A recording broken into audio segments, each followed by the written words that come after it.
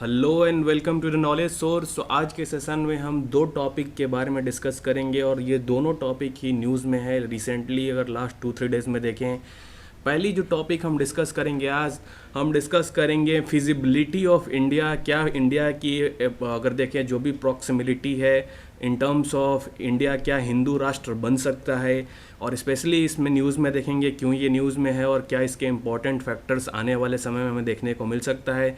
इसके साथ साथ एक और इंसिडेंट हम देखेंगे जहाँ पे हमें ये देखने को मिल रहा है कि गुरुग्राम में जो मुस्लिम कम्युनिटी के लोग हैं डिफरेंट पब्लिक प्लेसेस पे नमाज को ऑफ़र कर रहे थे, जिससे कि वहाँ के जो लोकल रेसिडेंट्स हैं उन्होंने इसके खिलाफ कंप्लेन किया है। और इसके बाद एक पूरी इंसिडेंट अगर हम देखें यहाँ पे न्यूज़ में आ रही है, तो इसके ऊपर भी हम देखेंगे कि क्या अगर कोई भी मुस्लिम कम्युनिटी या भी कोई भी कम्युनिटी इंडिया की है उसको पब्लिक प्रॉपर्टी यूज़ करने की इजाज़त है या नहीं है। स्पेशली हम अगर कोई भी इसमें पॉलिटिकल एंगल या फिर रिलीजियस एंगल में नहीं देखेंगे, हम इसको एग्जामिनेशन पैटर्न या फिर नॉलेज बेस्ड पैटर्न से ही इसको पूरे अगर इस सेशन में हम देखेंगे।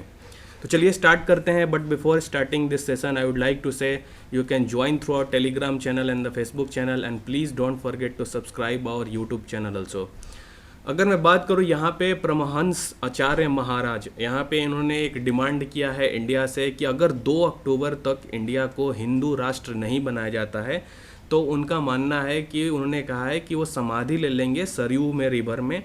और इसमें उन्होंने ये भी कहा है कि सेंट्रल गवर्नमेंट को नेशनलिटी जो है मुस्लिम और क्रिश्चियन को इसको टर्मिनेट किया जाए और इंडिया को टोटल तरीके से हिंदू राष्ट्र बनाया जाए। उन्होंने इस पूरे यहाँ पे गवर्नमेंट ऑफ इंडिया से ऐलान किया है और उन्होंने 2 अक्टूबर तक का टाइम दिया है। अगर ऐसा ना करने जाने पे वहाँ पे जल समाधि लेंगे, वैसा उन्होंने कहा है। इसके बाद एक और इंसिडेंट, जैसा मैंने आपको बताया है कि पब्लिक प्लेसेस पे या फिर पब्लिक प्रॉपर्टी पे, स्पेशली अगर हम देखें गुरुग्राम के इंसिडेंट, जहाँ पे अगर हम देखें क्या नमाज को ऑफ़र किया जा सकता है पब्लिक जगह पे, इसके क्या फिजिबिलिटी है और क्या रूल्स एंड रेगुलेशंस कहते हैं, यहाँ पे हम ये भी देखेंगे। तो चलिए अभी देखते हैं कि सबसे पहले अगर देखें क्या हो सकता है, कौन से इंसिडेंट्स हमें देखने को मिल सकते हैं या क्या प्रॉस्पेक्ट्स है अगर इंडिया जो है यहाँ पे अगर हिंदू राष्ट्र बन जाता है, तो ये एक इंसिडेंट हमें यहाँ पे देखने को मिलेगा। तो देखिए सबसे पहले अगर हम देखें हिंदू राष्ट्र बात करता है कुछ ऐसे टर्मिनोलॉजीज़ की, जहाँ पे सबसे पहले वो बोलते हैं कि प्रोटेक्टिंग द नेशन, यानी कि नेशन की जो प्रोटेक्शन है उसको प्रायोरिटी या फर्स्ट प्रायोरिटी उसको रखा जाता है। ये हिंदू राष्ट्र का मिथोडोलॉजीज़ है या फिर जो प्रोस्पेक्ट्स है। इसके बाद वहाँ पे बात किया जाता है कि प्रोटेक्टिंग द धर्म, यानी कि धर्मा को प्रोटेक्ट किया जाना चाहिए। इसके बाद यूनाइटिंग द हिंदू, यानी हिंदू को एकजुट हो रहने की ज़रूरत है। और अवेकनिंग जो धर्मा की जो अवेकने है, जो यानी कि जो हम पहले ट्रेडिशनली फॉलो करते थे, जहाँ पे धर्मा की जो ट्रेडिशंस थी, रिचुअल्स थी, उसको फॉलो करने की बात की जाती है।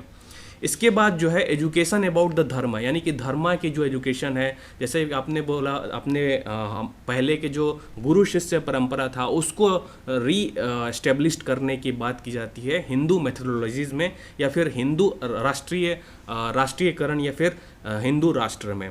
इसके बाद देखिए जो भी एक रिवॉल्यूशन की बात की जाती है कि जिसमें अगर शस्त्र उठाने की भी बात की जाती है कि अगर हिंदू धर्म को एस्टेब्लिश करने के लिए शस्त्र भी उठाने में इसमें कोई भी हानिकारी या फिर कोई भी इसमें कोई भी इश्यूज़ नहीं है, तो ये हिंदू धर्म मानता है। इसके बाद अगर हम देखें कि अगर इन टर्म्स अगर हम ऐसा मानते हैं कि अगर सपोज़ इंडिया अगर हिंदू राष्ट्र बन जाता है तो इसकी क्या नेगेटिव कंसिक्वेंसेस इंडिया के लिए होंगी। देखिए सबसे पहले तो ऐसा माना जा रहा है कि इंडिया जो है कभी भी प्रोग्रेसिव कंट्री हमेशा के लिए रह सकता है अगर वो सेकुलर टर्मिनोलॉजीज़ को फॉलो करे।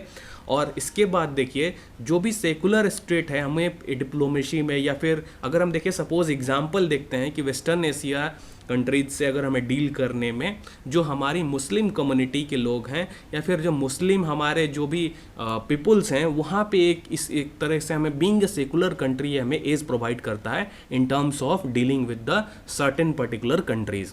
इसके बाद अगर हम देखें जो कन्वर्ट किया जाए अगर हिंदू राष्ट्र में, तो ये हमारे जो फाउंडेशनल इथोस हैं या सेकुलर कल्चर हैं जिसके ऊपर हमारी जो पूरी देश बनी है, इसकी एक फाउंडेशन को हटाने की बात होगी। क्योंकि अगर आप देखें जिन्ना जो अगर पाकिस्तान अगर इंडिया से अलग हुआ था उसका एकमात्र रीज़न था कि वो पर्टिकुलर कंट्री या फिर पर्टिकुलर रिलीजन के लिए एक कंट्री चाहते हैं। लेकिन इंडिया ने ऐसा नहीं बोला। इंडिया ने बोला कि हम सेकुलर देश हैं, हमें हमारे यहाँ पे सभी धर्मों को धर्मनिरपेक्ष ये हमारी कंट्री रहेगी, जिसमें कि सभी धर्म को अपने धर्म के अनुसार अपने जीवन जीने की यहाँ पे राइट्स उन्हें प्रोवाइड किए जाएंगे। तो ये बेसिक आइडिया था हिंदू राष्ट्र का, जो कि अगर हिंदू राष्ट्र अगर बनाया जाए तो यहाँ पे सेकुलर जो इंडिया है उसकी फाउंडेशन के खिलाफ होगा, उसके इथोस के खिलाफ होगा। इसके बाद अगर आप एक और इंसिडेंट आपने अभी रिसेंटली देखा होगा कि जो पब्लिक प्रॉपर्टीज़ हैं वहाँ पे नमाज पढ़ने की आदत जो है या फिर नमाज ऑफरिंग की जो ये परंपरा यहाँ पे डिफरेंट स्पेशली मुस्लिम कम्युनिटी यहाँ पे अडॉप्ट कर रही है, ये बहुत ही डेंजरस सिचुएशन है। और यहाँ पे अगर आप देखें इसमें बहुत सारे अगर देखें यहाँ पे जो इस सिचुएशन यहाँ पे ऑफरिंग द नमाज at the public places is very against the different fundamental right which is being provided in the constitution of India. उसको एक डाइल्यूट करने की बात होती है, वहाँ पे एक मोड़ने की बात होती है, जहाँ पे ये लोग ये देखिए नमाज ऑफर किया जाता है पब्लिक प्लेसेस पे। तो देखिए नमाज ऑफरिंग अगर पब्लिक प्रॉपर्टी पे किया जाता है तो क्यों ये एक्सेप्टेबल नहीं है, सवाल ये उठता है। देखिए सबसे पहले अगर मुस्लिम कम्युनिटी या फिर कोई भी कम्युनिटी के पास ऐसी कोई भी राइट नहीं है कि वो पब्लिक प्रॉपर्टी को यूज़ करें to offer the prayers, to give the prayers, जो कि अगर हम देखें आर्टिकल 25 में ये राइट दिया गया है जो कि फंडामेंटल राइट्स है। ये बात करता है कि किसी भी पर्टिकुलर पर्सन को ये राइट है कि वो किसी भी धर्म को अपना ऑफर कर सकता है या फिर उसको अडॉप्ट कर सकता है, इसको प्रैक्टिस कर सकता है। लेकिन इसमें कहीं ये नहीं लिखा है कि आप किसी एक धर्म को अपनाने के लिए कोई भी पब्लिक प्रॉपर्टी को यूज़ करेंगे। तो ये एक अगर देखें हम फंडामेंटल राइट्स के अगेंस्ट हैं।